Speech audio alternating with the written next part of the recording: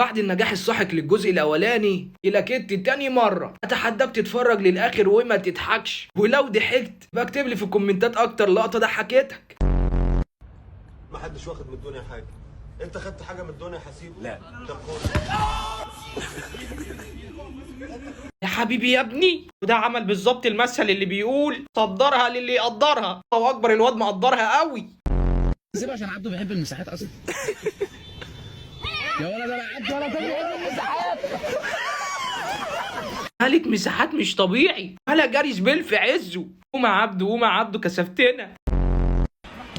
3-1 خطيرة. اوه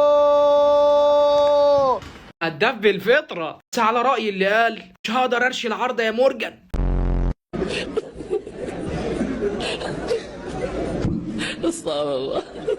طب ده البنج عنده عالي ولا ايه بالظبط؟ ده ما خدش نفس من الاصطفه، ده بلعها كلها.